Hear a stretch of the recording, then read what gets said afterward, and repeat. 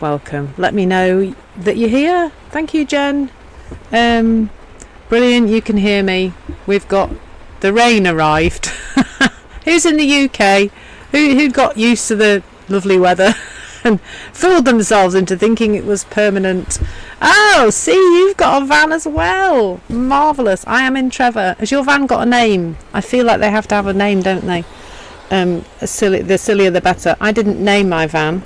I'm just removing this hoodie that seems to have lodged itself behind me, just in case I get cold enough to need a hoodie. Hello, Chris. Welcome. Let me know where in the world you are. This is a different time slot for me, so I'm suspecting I'm going to have some new people here today, which is fab. So let me know if you're new. Let me know if you've been here before. That is a great name. Winnie Kip Van Hansen. That's absolutely brilliant. I love it. We've just got Trevor. Sophie, my daughter, named the van. I say van. It's a 6-berth monster motorhome. You can see by the front, can't you? It's a Fiat Ducato base. Anyway, you know, this is not a live about what our motorhomes are. Although anybody else a motorhome or a camper vanner, then let me know if you like living your life on the road. Hello, Sharon. Bless you in Los Angeles. I've no idea what time it is, but I feel the middle of the night at some point. So bless you for being here. Hopefully this will be helpful in the night. And C's from Sweden. Fantastic. So today we're going to be exploring, we explored imposter syndrome yesterday. Oh, that was I don't know if anybody was here yesterday for yesterday's, oh bless you Sharon, 152, yesterday's live. I was crying, loads of people in the comments were crying. It was one of those. So ladies and gentlemen, there may have some gentlemen here, mostly ladies I think, but if you have a problem with crying, you're in the wrong room. Go somewhere else, because I do cry, and it was very moving yesterday talking about imposter syndrome. But today we're going to break free from fear. But you know, just during this session, that's what we're going to actually do, is just break free from fear. Well, we're going to talk about it. I agree. First listening yesterday, Chris, so you were there when we were all having a good cry then. If you want to listen to that or watch us all crying, it's now up on YouTube. It eventually went up yesterday. It was very slow because the motorhome internet was a bit dodgy yesterday, but I found a good spot here. This is a better internet spot than what I had yesterday. I don't know where water came from there. So if you haven't been here before, or you're just getting to know me, my name's Clare Downham. I'm known as the Queen of Calm. I'm not calm all the time. I am calm a lot of the time. But also, the big thing I've learned... Hi, C. Yeah, first time. The big thing I've learned in the last few years is that it doesn't really matter if we're not calm. That's kind of normal, human stuff. And we don't have to get into trying to fix that when we happen to be upset or, you know, anxious or whatever else. And it's almost... For me, the calm comes from not being bothered about feeling not calm, which is ironic, isn't it? I was a primary school head teacher. I burnt out in 2015. Gosh, that's over 8 years ago now. I burnt out quite epically, so let me know if you've experienced burnout. I didn't work for a year. I was very poorly. And even at the end of that year, and even now, I would say I still have some issues related to, well, who knows what they're related to. Hello, Peace. I was just sending Peace a message earlier. Hello, lovely. Oh, bless you, C, going through burnout now. It's not pleasant, is it? So lots of love to anybody who's experienced burnout, is experiencing burnout. There is light at the end of the tunnel. I am actually grateful that it happened to me in the end. In the end, I was grateful because... oh, Jen, bless you. We've got lots of it. Yeah, big lesson, but also a big nudge to change the direction of my life, because it was that burnout which caused me to move from. So I was in primary education. I was a head teacher back then. I probably would be cruising towards a heart attack or a stroke right now, I think, if I'd carried on. Being so stressed and being under such pressure. I feel quite grateful that it was my adrenals that gave up and not my heart, or I didn't burst a blood vessel, quite frankly, because I was super stressed, but didn't know I was. So burnout, I think, is it's a way for our body to let us know that we need to flipping stop, and we have to stop because we're left with no choice. For me, it was, I walked out of work one day and never ever went back. Didn't know I wasn't going to go back. Thought I was going to have a couple of weeks off sick and then go back, but I didn't work for a year. But at the end of that year, I started a business. I resigned, and I ended up starting a business by accident as a hypnotherapist. I'm not a hypnotherapist now. Let me say that really, really clearly. I'm no longer a hypnotherapist. I haven't done hypnotherapy now for probably about 2.5, no, maybe 3 years actually. It's probably 3 years since I last did hypnotherapy. Because and maybe some of you can relate to this. Anybody else here feel like they're on a self-development hamster wheel? They don't know how to get off. They're doing all the tools, all the techniques, all the poking around in the past, all the therapy to try and feel better, be better, do better, and thinking like, I don't know how to stop doing this. I've been doing it for such a long time. I don't know how to stop. I really didn't think I could ever stop. I thought, that's it for the rest of your life. You've got to keep reading self-development books, and partly because none of it worked in a permanent kind of way. Reading books, doing therapy, doing daily rituals to get myself into the right state of mind, quite addictively, I would say, really, with the sense I couldn't be okay if I didn't, and all that was kind of came from me. Bless you, Elaine and Jen, and see the big lesson of burnout. Nice to see you, Jen, from the north. From north. Where in the north though, Jen? Because I'm usually in the north. I am in North Clare. Is that County Clare, as in Ireland? I'm reading it because it's my name and it's clicking into my brain in a different place, but you mean, do you, Jen? North Carolina. Aha, okay. So, don't worry, Jen. Typo, always happening to me. So we, I really, we've got Fee from New Zealand. Faye. I'm going to go for Faye. Fe. There's a trouble with this. If I can't get your name pronounced right, I'm really Fiona. So Fee then. Fiona. Hello from New Zealand. That's lovely. That'd be a kind of fairly reasonable time in New Zealand, won't it, I guess. So the reason I was chasing self-development and trying to fix myself was because I didn't think I did enough, or did it well enough, or I had a lot of imposter syndrome and thought I was not doing as much as I should, and I was trying to make myself more productive, really, in all sorts of different ways.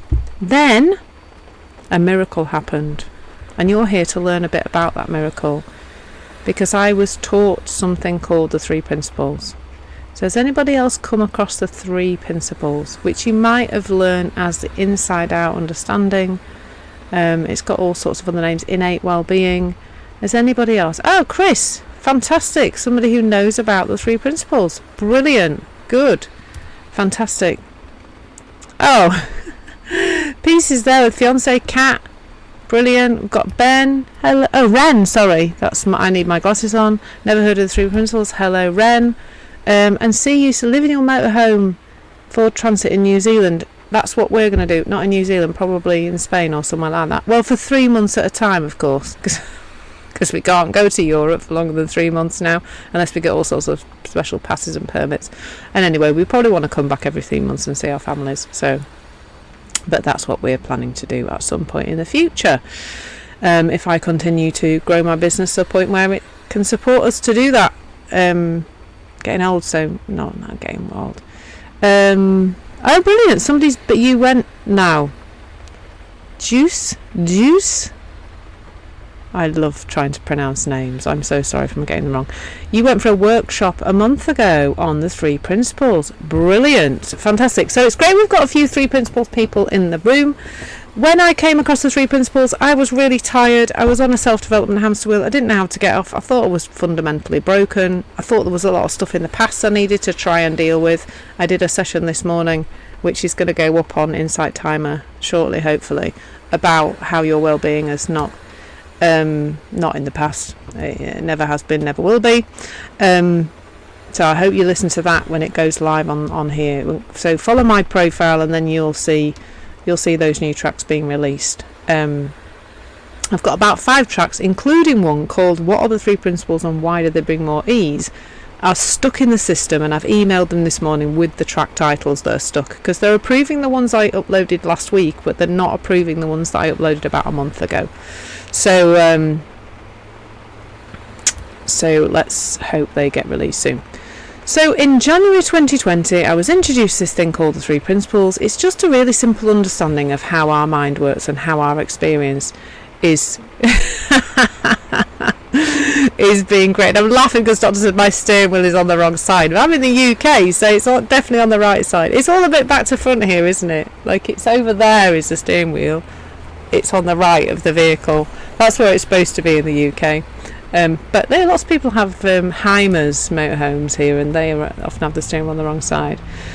So Elaine, thank you so much, Elaine. Hopefully I do make it a little bit more concise and simple. Some things can make things more complicated. My aim, I'm working with a PR agency at the moment about getting more into the press and sharing this understanding more in the press. And I was asked, like, what are the things that really underpin what I do, and one of the things that came through was subtractive psychology, or simplicity. Always, I think we can make things simpler, and if things look complicated in terms of your human psychology, if it looks like there's loads of different pieces you have to have in to feel okay, then you're definitely looking in the wrong direction. So when I came across the 3 Principles in January 2020, I had a huge transformation, I guess. Over the following 3 months, I started to just notice that I felt a lot better. Less things seemed to bother me. I hope you can still hear me, because the noise of the rain is getting really, really loud now. Move my mouth a bit closer to the mic.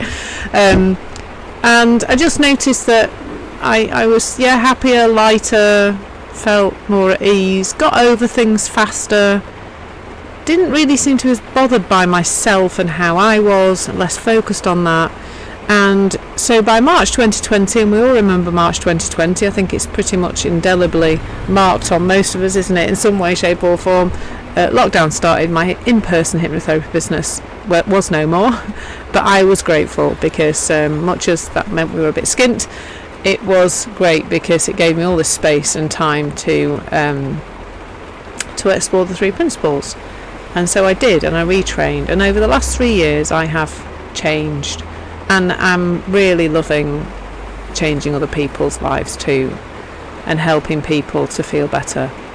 I had a lovely session with a client who's just over halfway through my Constant Calm program last night, and she's just in this place of awe of herself, which is just wonderful, where she's noticing that things that she absolutely knows would have bothered her, hung around, had her fall into a very deep low mood previously, she's having a moment with them, but she's just getting over them so much faster. I hope you can just let me know if you can still hear me, please, because the sound of the rain, you can probably hear that too, but the sound of the rain just got really, really, really loud in here, really loud. I can hardly hear myself think, so I'm hoping you can.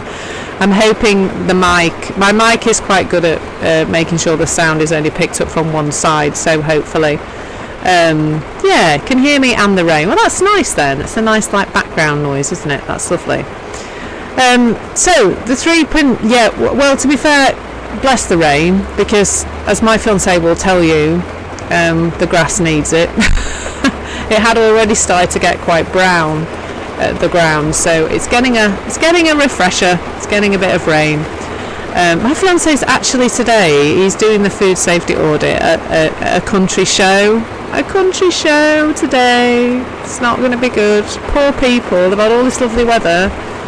The show actually isn't until tomorrow, so fingers crossed.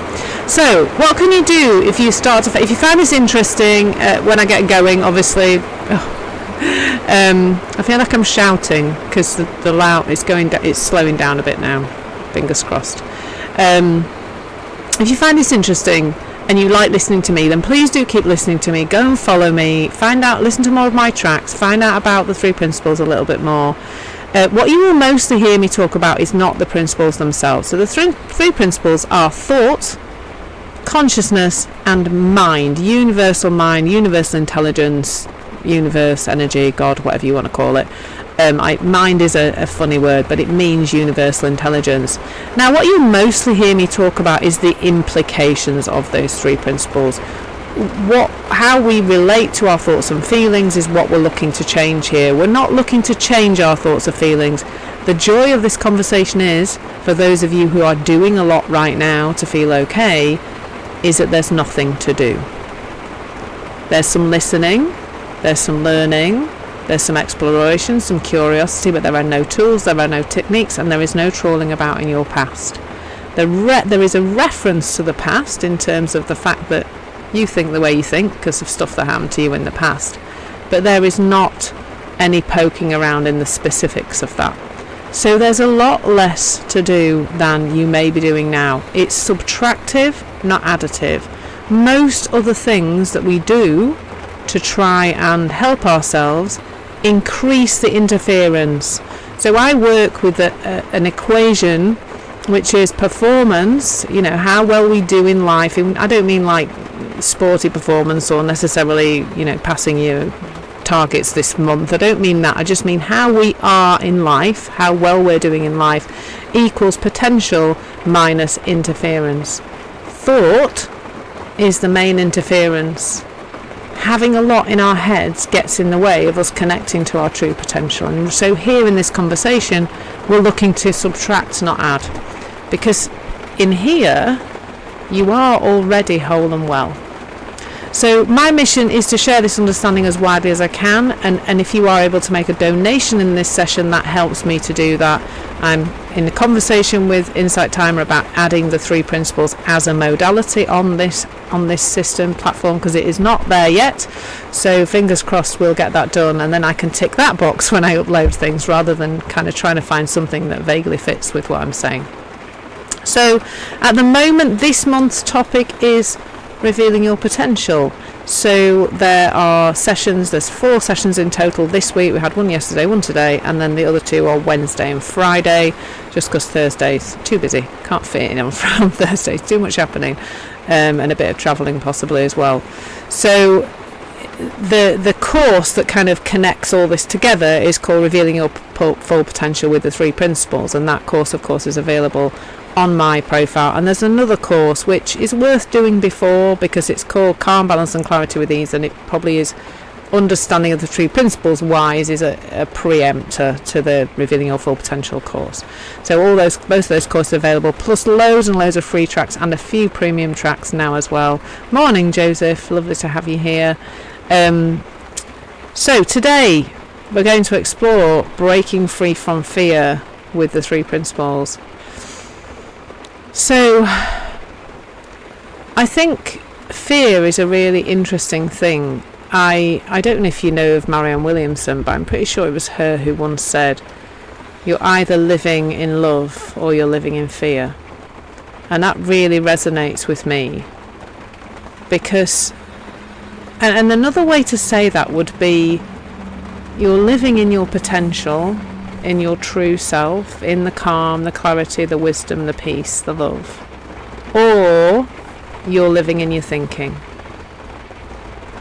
So the model that we point to in the 3 principles is that you are universal energy, you are endless potential, infinite potential, you are peace, love and wisdom, and the capacity to create the illusion that you are not. That's a Jack Pransky quote. And it's almost like there's us, the truth of who we are, the truth of us being peace, love and wisdom, the truth of our potential, the truth of everything that is able to come through us. And then there's interference. And the interference is the noise, the thinking, where we're focusing our attention, and then we feel that. And we feel so awful sometimes, don't we, that it grinds us to a halt. And fear is one of those things that grinds us to a halt. And it doesn't have to be raging anxiety at all. it really can be just not moving. Like we talk about fight, flight or freeze, don't we? And sometimes I think for me it would always be more freeze. I'm not a fighter and I'm not really a runner. Full stop, I'm not a runner. My knees just won't tolerate it these days, but I've never been a big fan of running. Also don't think my cortisol levels like it either. But I'm not a fleer and I'm not a runner, but I don't do things if I'm afraid. And I had you can see I'm on my own in the motorhome today because I have driven it, but I didn't, excuse me, for a really long time. So when we've had the motorhome for just over 2 years. We got it on the 1st of June 2021. And when we first got the motorhome, absolutely I wasn't going to drive it. And I did have a proper reason. I had a frozen shoulder, my right shoulder, but I also had gone right up into my neck. So I couldn't even kind of do that. So I certainly wasn't in a fit state to drive because I would have been. It's a big vehicle, as you can see. And it would not have been a good idea for me to drive it. Because I wouldn't have been safe. I wouldn't have been able to control it properly. I thought I had a drop of water on my head then, little concerned. So we went on like that, and I think it's probably been about a year during which I've stopped treatment for my shoulder, maybe 6 months actually, and could have driven the van. I've been able to drive it at least 6 months, so at least the whole of this year. And I wasn't. And it kept coming into my mind, you need to drive the van. You could drive the van today. You could drive the van today. And I kept just pushing that thought down. And, my wisdom was saying, you're ready now, drive the van. And for some reason I wasn't. Now, I don't know. It doesn't really matter. And then one day, we'd parked up somewhere near Redcar on the coast there. There's a lovely place we sleep there. It's absolutely beautiful. And we had to drive the van further into the town because my fiancé was going to Redcar Racecourse to do the food safety audit. And I just went, right, I'm going to drive the van. Because I suddenly became aware that I was avoiding. Does anybody else avoid because of fear? That's my methodology. That's what I do. I avoid. I stay out of the way of it. Somewhere bubbling in me was some fearful thinking, not particularly conscious, not particularly not like a raging, oh my god, don't do that kind of thing, just very subtle, that was somehow saying, don't do that yet, it's just squashing it down. But it was stopping me reaching my potential. And also, interestingly, it's been so much more convenient. So if I wasn't driving the motorhome, Bruce would have had to find somebody to pick him up from here, or he would have had to get a taxi from here to the showground where he is. It's not that far away, but it would have been a bit of a pain, and it really wouldn't have been very helpful. But because I've driven the van, it's so much more convenient. I dropped him off at the gate, luckily before the rain started, otherwise he would have been drenched. And he's inside, he's in Marquise. And then I drove round, found myself a little spot, checked the Wi-Fi was okay, and I've been here ever since. So it's been really cool. But I was just avoiding it. So I think fear can really show up in that sort of avoidance, can't it? And I think it's here where we go back to the model. The wisdom was saying, drive the van. Everything was pointing in. There's no reason why. I've driven big vehicles before. I don't have an issue with driving the vehicle. It's absolutely fine. I'm not worried about it. But there was obviously something that was in the way. And that's what it can feel like. It can be quite subtle, can't it? It's just, wisdom says do a thing and I'm not doing the thing. So there's something there. And I think that's fear, isn't it? So that's one of my little stories about fear. But I think where I'd like to go next is around what fear actually is and what's the point of it. Because right now in our lives, for a lot of us, it just seems to be a flipping pain, doesn't it? It's like stopping us doing what we want to do. It's preventing us from enjoying our lives. Oh, hello, Anna. You're back again. That's lovely. I think maybe at a bit more of a reasonable time. Oh, you did make it, Anna. Bless you. Just to let you know that I will be screen recording this at just my little window. And you can then access it on my YouTube playlist, which is on the link in my bio. So you can catch up there.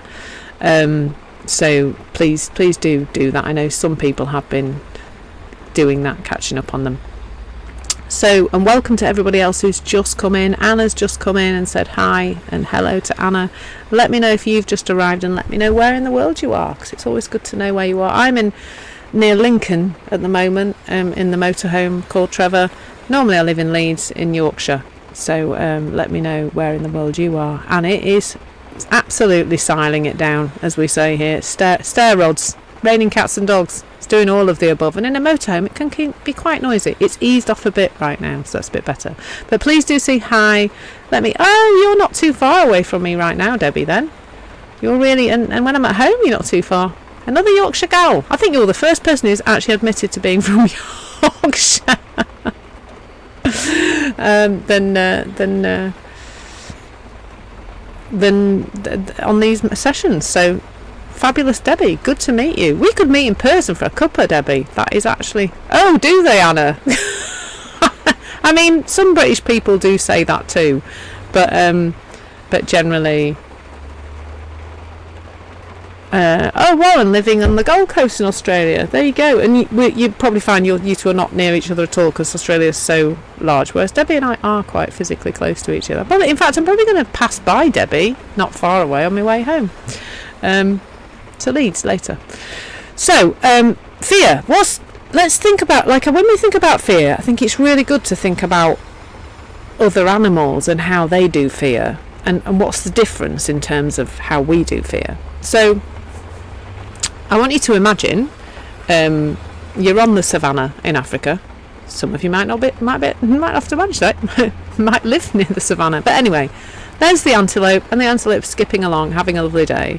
The antelope becomes aware that there is a lion. Now, the antelope's body immediately goes into a reaction. So adrenaline, cortisol, blood sugar pumped to the muscles to make the antelope ready to move. The muscles get ready, everything, and the antelope's off. Now all of that's happened in a very, very, very short space of time. The antelope starts running. The lion clearly is running after the antelope because it wants its dinner. Both of those animals are pumping adrenaline and cortisol. The lion not so much for fear, but because it actually needs to get off it needs its dinner. But the antelope runs, and lucky antelope, that particular day the antelope gets away. Now I actually have a video that I sometimes do workshops called The Truth About Stress in Businesses, and and I have a video where the antelope gets away, but you wouldn't believe how hard it was to find a video on YouTube where the antelope got away. Most of them were horrible. Most of them were like, the antelope did not get away, and it was not a pretty sight, let me tell you. Anyway, this particular day the antelope gets away. Yay, the antelope. I know it's nature and all that, but nobody likes... Well, maybe people do. I don't particularly like seeing an antelope getting ripped to pieces by a lion. So, the antelope gets away. Now, within 15 minutes, all the antelope's vitals, it's adrenaline pumping, cortisol, all of that has all gone back down to normal. It's very quick.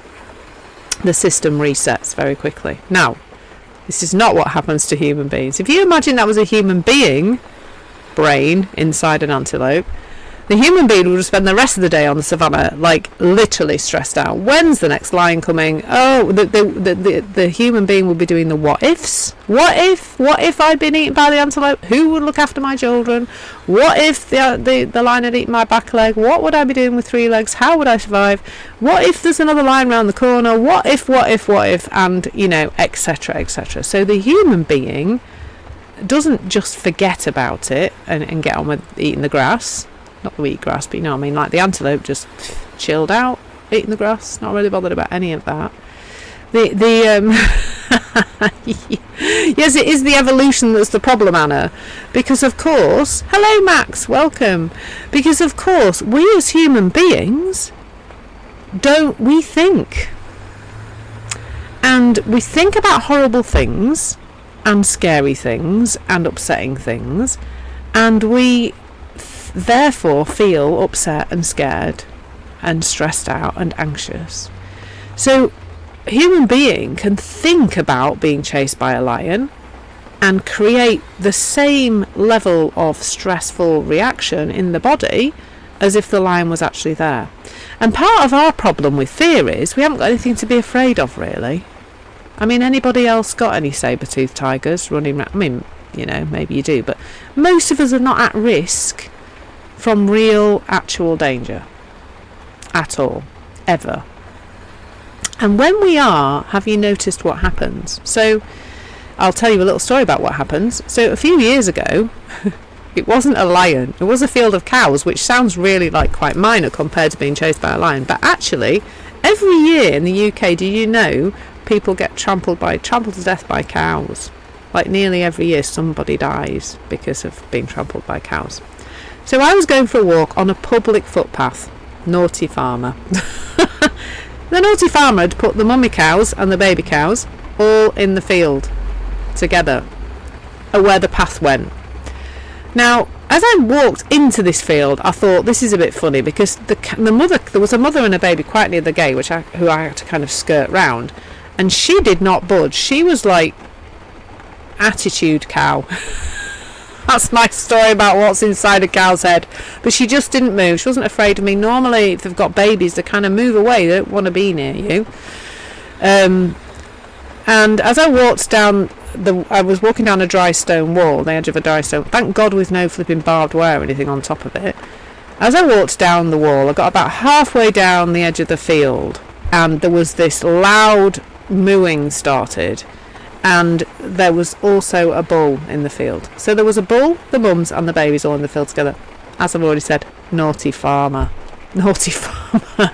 Not sure public footpath. It was a good idea to put all those animals that easily got upset in the field. Anyway, so I'm walking down the field, and the cows began their... They weren't running, but they were walking briskly towards me. And their intentions were, to me, quite clear. They did not want me to be there, and they were coming to get me. Now, luckily, now this is what happens when we're really afraid as human beings. Just like the antelope, our system knows how to keep us safe. So all that happened was, before I knew it, I was over the wall. Before I even could wake up to it, became aware they were coming, my body started to do its own thing, really, almost. It felt like it wasn't even me doing that. Before I knew it, I was over the wall. Now, luckily, over the wall, there was not some massive bull or something. There was just sheep. So there were sheep, and I was fine. That was really cool. Now, as soon as that had happened, my head started whirring. It started chatting away. You could have died, you're on your own, the story started, and I then started to feel really shaky, like the adrenaline was pumping more after than during the escape. Ridiculous, really, but I was thinking about it, you see. Now, the unfortunate thing was that I walked down the field with the sheep in it, and then there was like a gap where I had to, the only way to get back onto the path was to go back into the field where the cows were. So I'm laughing about it now. I wasn't laughing about it at the time, let me tell you. So I get to this corner of the field, and I realised that the only way to go back was to go back into the field, and then I had a short walk, maybe about not even 10 metres, to get back over to get to the there was a kissing gate. Do you know what a kissing gate is? People who aren't in the UK know what a kissing gate is. So it's a gate that it goes like that. So your partner goes through first, then you have to kiss them over the gate, and then you go through first. Look it up on the internet. That's probably the best thing to do, because then you'll see what a kissing gate is. So I had to climb over the wall back into the field where the cows are, and they'd kind of got bored and wandered off a bit, because obviously I was the wrong side of the wall. They knew they couldn't get me, so I carried on walking down. They weren't really paying attention. However, when I went back into the field, which was really muddy, so through my head there's if I get stuck in this mud, they're just going to trample me to death. Anyway, I moved very swiftly, shall we say, around the mud and through the gate, and I walked maybe 5 metres up the field at the other side, and all those cows were round the gate. Every single one of them. Mums, babies, bull, the whole shebang. And so I did think about it far too much after that. But once I felt better, I didn't think about it too much, other than tell you this story and let you know I don't feel anxious about it now. However, I have to say that I'm not a fan of walking through fields with cows in now. I've definitely got some thinking about it. I mean, obviously nobody wants to be walking through a field where there's a bull, but if I'm on my own, I will avoid fields with cows in, unless they're like miles and miles away and I can see my escape route. Because it was at the time it wasn't scary, but afterwards, of course, I've been thinking about it far too much and thinking about cows and what they might do to me a little bit too much. So when we're really in danger, oh bless you, Anna, chased by a bull, yeah, they are not particularly friendly. Yeah, I don't think it's sensible to go in a field with a bull. There's quite often a sign saying don't go in the field with the bull. That's not fear, that's just sensible. I think like it is sensible to stay away from bulls in fields. Not so much cows, they shouldn't be that bothersome. Although this morning we went for a little walk, and we got to a field and there was this cute little baby calf just on the other side of he was in a fenced off field. We weren't in the field, and he was like poking his nose up and saying hello, and I took a little cute photo of him, and I don't know if it was a him or a her actually, but anyway, a little fluffy. Anyway, the mother spotted me and she was so far like a shot. You stay away from my baby. She was not impressed. So the whole fear mechanism has gone a bit wrong. It's gone awry because we as human beings do not experience real fear very, very often at all. So the system is almost like, oh, really good question. I love that question. That's just the sort of question I talk to my clients about, because I'm going to talk about that in a minute. Nudge me again, please, if I don't come back to that. Because, so, the system's all gone a bit awry. And like I said, we experience fear not very rarely because we're in actual danger. The fear that we experience is created 100% by what interference there is in our system. What thoughts are we engaged with? How much awareness are we giving them? How much are we thinking them and overthinking them? It's all created that's all created by our thinking. And so now, for most of us, like as I said at the beginning, we'll all experience that fear in different ways. So it's quite subtle. So for me, I don't experience a lot of real, like, heart-pounding anxiety, but I avoid things. I tend to just, like, skirt round things and not do them and not get involved in them because the fear is somehow there. It's quiet. It's not very loud and shouty, but it's definitely having me just stay away from things. And then, but for some of you, it may be a much more obvious feeling. So who here, you don't have to answer the question if you don't want, but just consider whether you do feel a lot of anxiety. If you feel fearful a lot of the time, if it feels like you are in danger, because all that's happening really is that we're thinking fearful thoughts and we're experiencing fearful feelings in our body, because that's where the feeling really comes from. Feelings don't come from the outside world.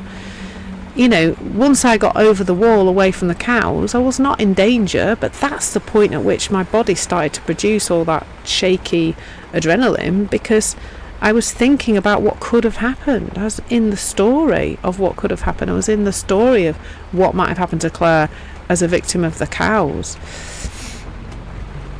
Oh, bless you. And Ren, I can really relate to that. I work a lot with people who have the fear of the fear. Anybody else here got the fear of the fear that once you've had one panic attack, the fear that that's going to happen again becomes really, really all-encompassing, really. So let's just look at fear in a completely different way. When you feel anxious, so this is answering your questions a little bit, Peace. When you feel fearful, when you feel anxious, when you feel whatever you feel in your body, and it will be unique to every single one of us. So, for me, if I ever feel that feeling, rarely, it's a butterfly in the stomach feeling. For some of us, it's a Might be a heart pounding feeling. For some of us, I sometimes notice that I'm not breathing properly, like I'm breathing just just up here, like in my throat almost. I'm not, I'm not breathing properly because I'm tense and I'm holding my breath almost. For some of us, it just might be a feeling of unease around our shoulders. Now, all those feelings in our body can only be generated by something inside us. There's something signalling our body to release chemicals something signaling our body to release chemicals, which we then feel. So you feeling an eerie feeling around your shoulders is just something going on inside your body that's creating that discomfort. If you're feeling butterflies in your stomach, that's probably a little, it's a little release of that adrenaline or cortisol that's making that fizzy feeling. Yeah. So what's interesting about that piece, about becoming very aware or almost hypervigilant for the sensation that means it's coming, is that if we even have a little bit of that sensation, we start to go into the fear of the fear, because that sensation could be not that. So I had a conversation with a client once, and when he came onto the call, he was he was quite riled up. I could see he was talking about how anxious he was feeling. And then somehow in the conversation we got onto the fact that he'd had nothing to eat all day, and it was like mid-afternoon or something, and he had no food. And this bloke was quite a slim bloke. He couldn't afford to not eat, really, because he was very, very slim anyway. He really, needed some food inside him. And as we were talking, it became apparent that the hungry feeling was being misinterpreted as anxiety. So I paused the conversation and said, go and get something to eat. And he came back a little while later, made a sandwich, and he sat and we chatted, and he ate the sandwich. And a very short time later, he felt much better, both hunger-wise but also anxiety-wise. And it turned out that what he had done was misinterpret that empty feeling as in his stomach as anxiety rising. So the feeling was there, but the feeling, of course, had got misinterpreted by his thinking, because understandably, if you've struggled with anxiety for a long time, then you are like watching out for it a bit. I had one client who told me that she would wake up in the morning and check her body, like do a check, like a body scan, to see if she was anxious yet. But of course, the minute you become aware there's a little bit of it, the fear that it's going to go full blown and overwhelm you starts, doesn't it? So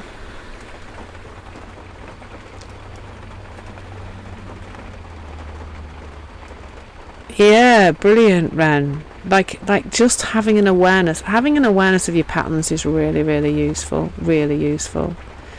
So we can look now to see that what fear actually is. So the 3 principles helps us to understand that if you have a fearful feeling, the only thing it signifies is that your state of mind is fearful. If you have an anxious feeling, you have anxious thinking. No two ways about it. And it doesn't matter whether you're consciously aware of that thinking or not, but it also can help us to see that isn't a problem. That isn't a problem. We can experience that feeling in its infancy, when it just starts, and kind of go, okay, I'm a bit stirred up right now. What would be a kind thing to do for myself? How could I show myself compassion? How can I show myself love in this moment? It's an inward looking. It's not, don't need to do anything out there. You don't need to try and fix, you don't need to try and control it, because trying to control it will often bring it in even more. it's just understanding that in that moment. So if we think about the second principle of consciousness or awareness, that really does help as well, because if we're aware that our thoughts create our feelings, and we've got a level of consciousness that helps us to see that, then we're going to let it pass. Whereas if we are focusing our attention on that feeling, trying to control it, thinking it's terrible, trying to work through it, or whatever we try to do with it, we will stir up very quickly. Anxiety is a normal feeling that all human beings experience. It's not the feeling, it's what we think it means. It's never the feeling, it's always what we think it means. And in this conversation, we're looking at the feelings meaning something very much less than we might think they do. They don't mean you're sick. They don't mean that there's something wrong with you. They don't mean you're about to have a panic attack. They don't mean that you need to resolve something in the outside world. They don't mean anything other than in that moment you're just caught up in some low mood thinking or some anxious thinking or whatever. I'm just going to go back up the comments because I realise that they're moving up quite fast now. Because peace, what was your how do we discern between intuition, fear and well, I would say fear and anxiety they're all in the same ballpark, because they're all to do with focusing on fearful thinking and feeling that in our bodies. Now, I for me, intuition piece is quiet. It's a little voice. It's the next step. It comes with a nice feeling. It has love behind it. It feels clear. Now, seconds later, piece, our interference can come in and literally swamp it down. Like for me, how that would manifest is that I have a great idea in my business, and then fearful, you can't do that, you're going to look stupid, that's not okay. And that's what would have happened in the past. It's happening virtually not at all now. But that's the pattern. The intuition comes in, it comes quiet, it's the first thought, it's the first, if we ask ourselves what next, it's the first thought, and then the fearful thinking comes in and we start to feel uncomfortable, and then we avoid, or we don't do the thing, or we just feel terrible, and then the thing gets lost. So let me just try to so Anna, oh bless you, having a fear that something is going to happen.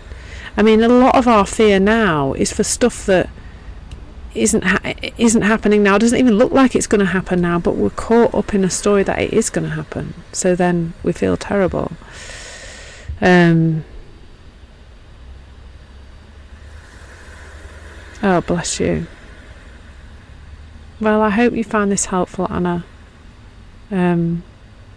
I think we can be, when we can be extremely anxious about something, I think vomiting and that kind of thing can come through. I think for Naz, it's all can get mixed up. Is it fear? Is it feeling low? What is it? Well, if it's coming with a bad feeling, if it's coming with an uncomfortable feeling, if it's bringing us down in whatever way, shape or form, that's letting us know that our thinking is stirred up in whatever direction. I think it was mind-blowing realising, because peace, the only reason that young man was misinterpreting hunger as anxiety is because he was hyper vigilant.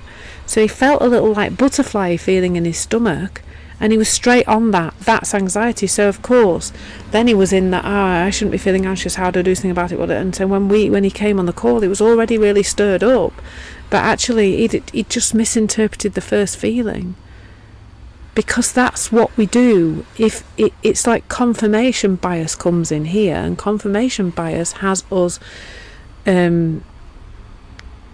narrow down what we can see. So if I believe I'm an anxious person, then all sorts of feelings will connect to anxiety for me, because I'm looking out for anxiety. My ability to see not being anxious is reduced.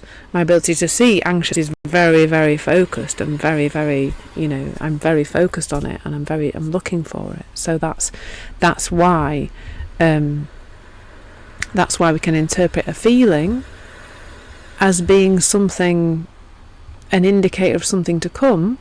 It might not be. And I have to be really aware of this in a very different way, because I have a lot of physical symptoms. So I wake up in the morning, and this morning I felt very low and very headachy and just bleh. So sometimes I think I wake up in the morning, my cortisol's not where it should be because I still have adrenal fatigue. So and I heard myself this morning going into the story, I'm going to be like this all day, what's going to happen, blah blah blah. And I got back into bed and I just lay for a while, and then I read for a little bit, and it just passed the story, and then I went for a walk and I felt much better. So I'm just reading through. Yeah, Fee, we've all got something that we turn to when we're not feeling okay.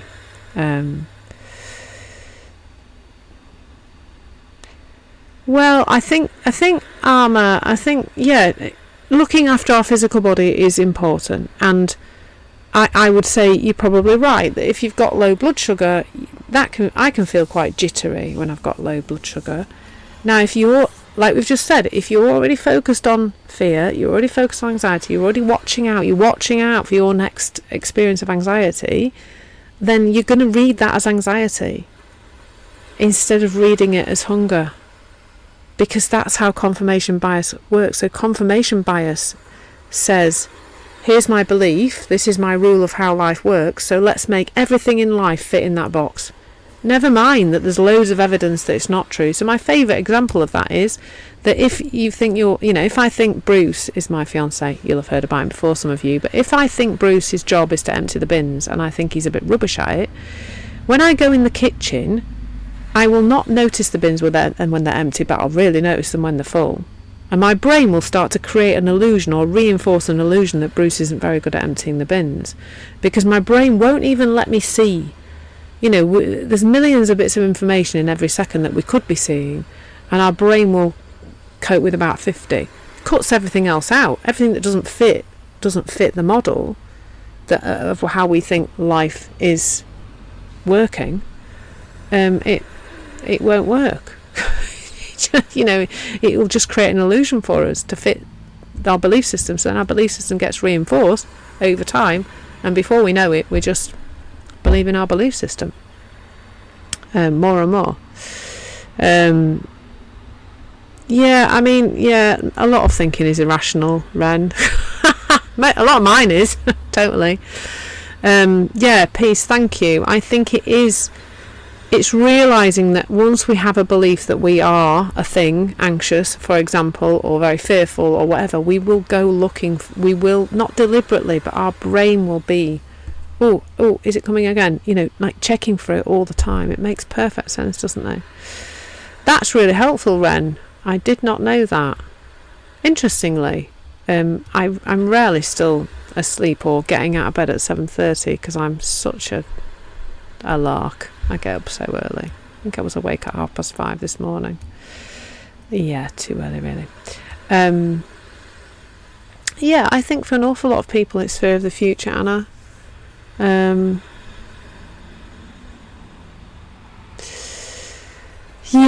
Absolutely perfectly put, Anna, and that's exactly what we do.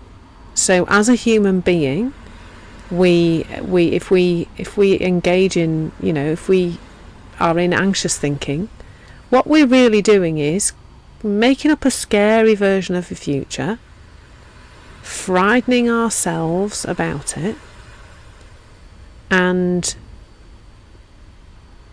believing it, and also believing a slightly inept version of ourselves in that future, not being able to cope with the thing that's going to come. So we make up the scary future, we make up the rubbishy version of ourselves in the future, and then we experience that. And it's realising that your system, so we're coming near to the end now, but your system is geared to let you know when you are doing that. because your system will make you feel awful. It's really that simple. Your system is geared up to let you know when your thinking is awry. That's it. That the system is built that way. Your system is always trying to get you back to calm, because that's its job. That's its job, not your job. And what we do as human beings is we try to resolve it in the intellect. So, like you've just described, Anna, we create a scary future, we put a rubbish up version of us in that future, we think about that, we start to feel anxious, and then we go in and try and resolve the anxiety with the same thinking that created the scary future and the rubbish version of us. So we're literally using rubbish thinking to try and resolve rubbish thinking.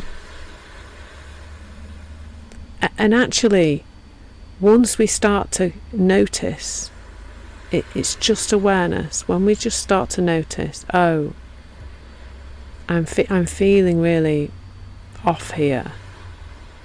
I need to stop. I need to just take a breath. I need a moment for myself. I need to look after myself.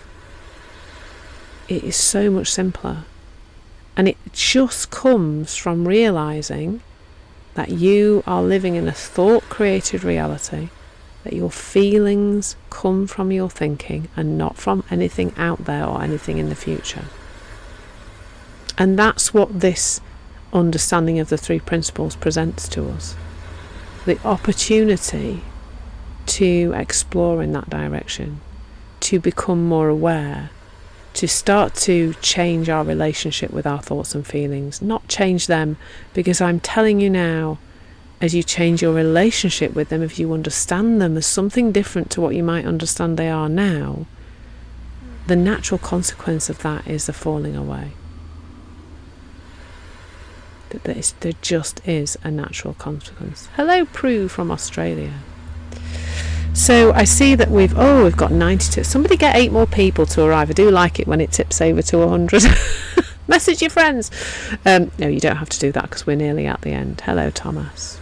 Nice to see you. So we are near the end. So if you've missed most of this, because if you have just arrived, you have missed most of it, it will be on my YouTube channel later. And there is a link in my bio which takes you to all sorts of things and more things about me and what I get up to in the world and ways to connect with me, but also the recording of this. If you are following me and you know about the three principles, you'll know how important it is to me to spread the understanding. I'm in my motorhome, Prue. To spread the understanding of the three principles is my life's work. It's my mission, and any donations you're able to make because you're finding this helpful, of course, support me to do that. It was very, very rainy for Naz, yeah. But I'm in the motorhome for the day working, so... So three principles: thought, mind and consciousness. If you go to the link in my bio and you follow me, if you go to follow me on my profile and you go to the link in my bio, you can... There is a video there that gives you a little bit more about my story and a little bit more about the three principles, but listening to my tracks will help with that. There is a track which is called What Are the Three Principles and Why Did They Bring More Ease, which unfortunately is stuck in a loop somewhere. It's actually not Linktree. It's I've forgotten what it's called. It's a pen site link, Thomas. Pen site. It's a new one, newish. Anyway, I really like it. It's got all sorts of stuff on it. What was I going to say? So there is a track called What Are the Three Principles and Why They Bring More Ease. That is stuck in the Insight Timer approval process. So I've given them another little nudge this morning to say, please can they approve it? Approve the next session. So not in a taxi, in a motorhome. It has been chucking it down for now. But I'm all right because I'm in the motorhome and it's nice and dry in here. Although I am going to put a jumper on. Oh, bless you. Yeah. So don't focus on the feelings. It's not about doing anything, Thomas. It's about knowing what the feelings are. And when we spend enough time in the three principles conversation, we get to know what our feelings are. And then we just have a different relationship with them. They're just not as bothersome. Like if I feel an intense feeling now, it lasts a very short period of time because it doesn't bother. I'm not bothered about it because I don't have the same meaning that I used to have, which was, it was, it's a feeling. What do I do about it? How do I fix it? How do I get rid of it? I'm not supposed to feel this way. Now it's just, you're clearly stirred up about something here, Claire. It's not even that conscious. It just is much more automatic than that. So, live sessions coming up. We've done Tuesday, Breaking Free from Fear. Tomorrow at 8:05 in the morning, Understanding the Three Principles to Awaken Your Creative Spark. And Friday the 23rd, the Three Principles Way to Navigate Change with Ease, which is at 1:11. I went for the 111 thing because I felt inspired. It kind of landed on it and I thought, let's do 111. Yeah, so 1:11 on Friday. Accepting, yeah, definitely, Ren. But not from a place of I must accept this and I need to do something about it, but it just has become automatic because that's the issue, is we've been taught a massive misunderstanding by accident, really. Nobody's done it deliberately. We're now in a misunderstanding about what feelings are. We've got it all wrong. They're not a problem. They don't mean there's something wrong with you. They're just letting you know that your thinking's rubbish, and in that way, my God, they are vital. Like, I know now when I've got rubbishy thinking, when I've got untruthful thinking, unhelpful thinking, thinking that's going to lead me on a track in life that's not particularly good, thinking that's going to have me shout at my other half, get upset with him, whatever. There's nothing to do about our feelings. No, not really, Thomas. I just know. It's a knowing, not a doing. Anyway, I'm going to go, and there's so many fantastic questions, and I'm tempted to, I'm just going to stay and answer them, actually, forget that. So Warren, understanding your feelings. So I would say, Warren, it's not your job to diagnose feelings. If it feels uncomfortable, that's all you need, really. It's letting you know that you've got uncomfortable thinking. That's it. You don't have to do anything about that. And Thomas, do I go into thought when not really, no. I would say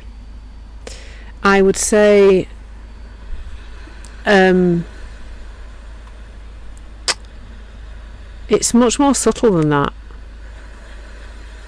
So I'll give you an example of one time when I really kind of saw it quite, and almost like there was a voice in my head that said something. So my fiance has a little boy who's 11, and he therefore has the little boy's mother, who can be quite unpleasant and can send us, often on a Sunday night when we've had the little boy for a few days, she'll send a rude message about what we've done wrong and blah blah blah. Anyway, one particular Sunday night, now what used to happen was her message would come in, I'd be like, oh, how very dare you, and I'd message back like that.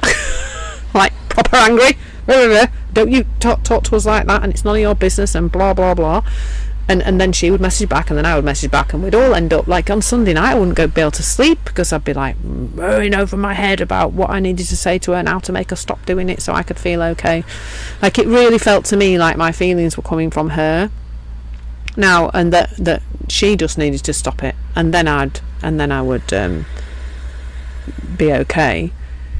And then one day, having been in this conversation, thank you so much, Thomas, that's really kind. Thank you for the donation. All donations, of course, are welcome to support me in spreading the word of the three principles. So one day, one of those rude messages came in, and I felt the initial feeling. So the initial feeling's cool. That is cool, because that says, watch out, thinking's about. That's from What's Out. Beatles About. Who remembers that in the UK? Watch out, Beatles About. That's a horrible show. horrible. I used to laugh at it, and now I look back and go, it's just horrible. If you want to know about Beadle's About, just look it up on YouTube. Anyway, so you feel that initial feeling. That initial feeling is letting you know that your state of mind is gone. Oh, Bev remembers it, has gone awry. So for me, it used to feel like, oh, I need to actually do things in the outside world to make it better. I've got a message here. I need to get the relief from that. In that moment, that one day, I looked at my phone, I felt the initial feeling, and I just went, I heard a voice in my head said, you're not in a fit state of mind to answer that question, answer that message, put your phone down. And I did. I listened to that wisdom. That peace came with this lovely calm feeling.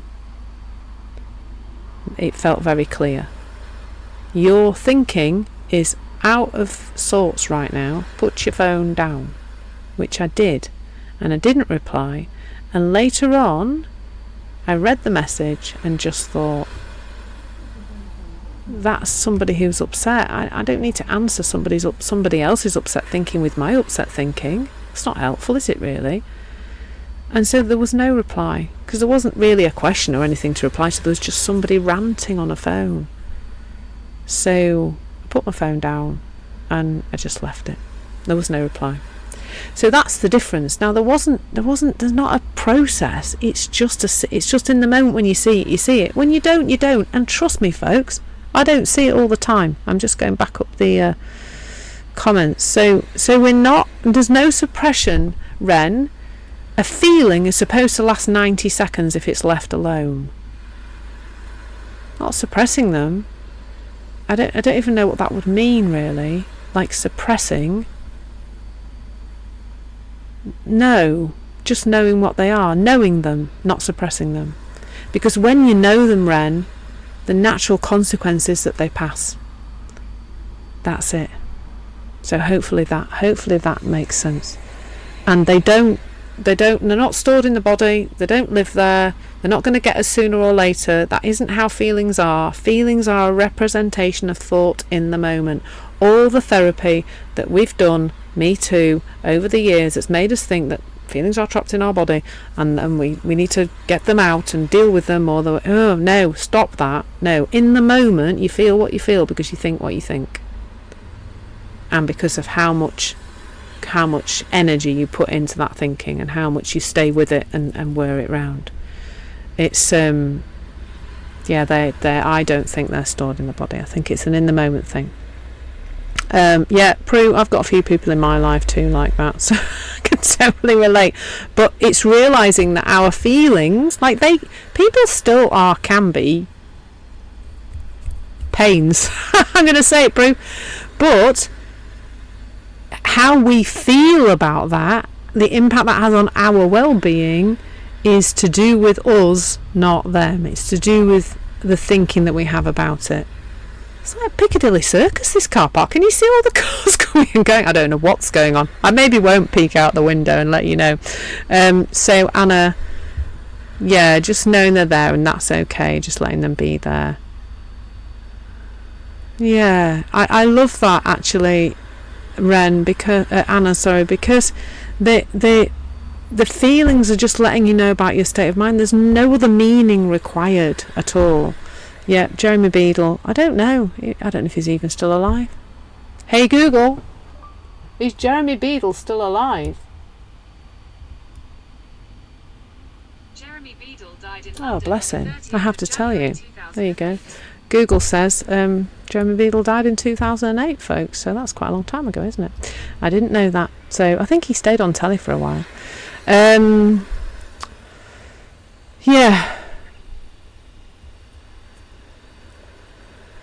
Yeah, he's not with us anymore for now, I'm afraid. He's gone. He's a very funny guy, but a bit naughty. I think. I don't know. Anyway, I don't know anything about him really, other than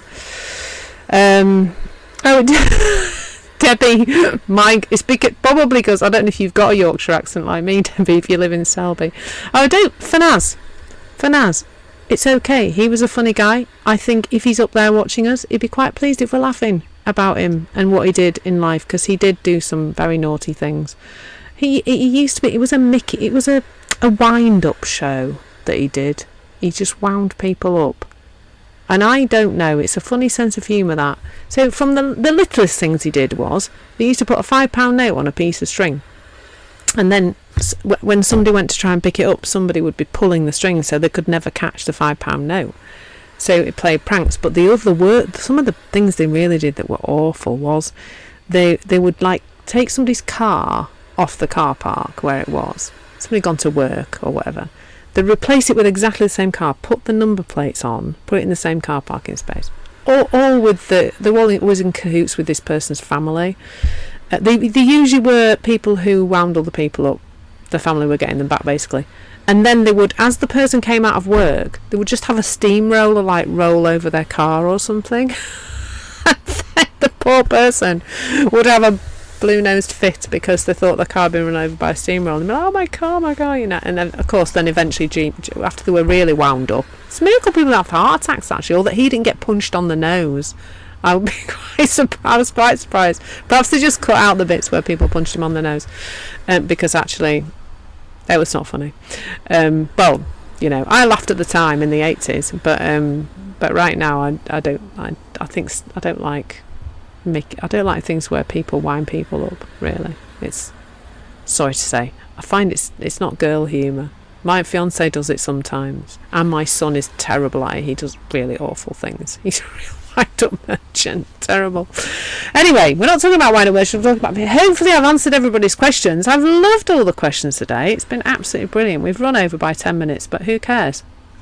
I don't. That's for sure. I've not got much else to do today, actually.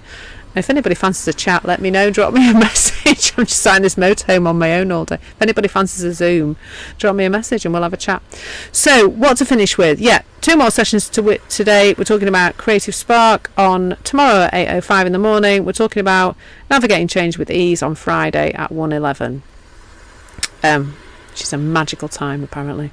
And in the meantime, please do go and follow me. If you're new, especially, go and follow me. If you would like to know more about the 3 principles and you like listening, I've not cried today. I had a massive cry yesterday, didn't we? We all cried together yesterday.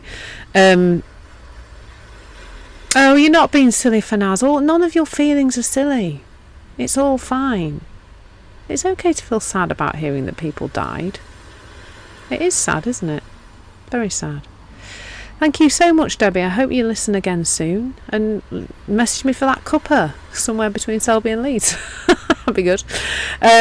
So if you want to find out more, please go and listen to some of my free tracks, some of my premium tracks. I've got some little meditations on here now, and I've got 2 courses: Calm, Balance and Clarity with Ease, and Revealing Your Full Potential with the 3 principles. We're going to continue exploring revealing your potential this month till the end of June, which is next week sometime, isn't it? And then next month we're going to look at productivity, procrastination, motivation, all that kind of getting stuff done kind of stuff. And that can be around your work, your business, your home life, whatever.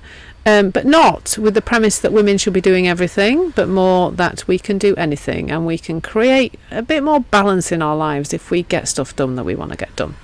So, and I think often, well, for me, the hiding of my potential was underneath procrastination often. So, have I said everything? Yep, I think I have. So please learn about the 3 principles from me or somebody, because it is life-changing. It's changed my life, and I wish that for everybody who I meet. So take care, everyone. Have an absolutely lovely Tuesday. I can't believe it's Tuesday already. Weeks go very, very fast. Lots of love, everyone. And it's been absolutely fab today. Love the conversation. I absolutely love being here. And thank you so much for the donations, those of you who've managed to make it. I will be doing lives. Thomas, I like you already. You're funny. Yeah, I will be doing lives on procrastination, and I will do them. And of course, although it's quite funny because it's been on my list to like start, skeleting out the course. And I still haven't done it. I might do it now. That'll be good, won't it? I'll do it now, shall I? Fantastic. We will have a course on procrastination at some point, eventually, when I get round to it. Right, take care, everyone. Thank you, Thomas, for the giggle. Lots of love. Have a fabulous. Oh, Prue. Drop me a message about that. Bless you. and lots of love, and everybody else is sending you love too, Prue. Take care, and I I see you again now. Lots of love, everyone, and lots of love, Prue. Take care.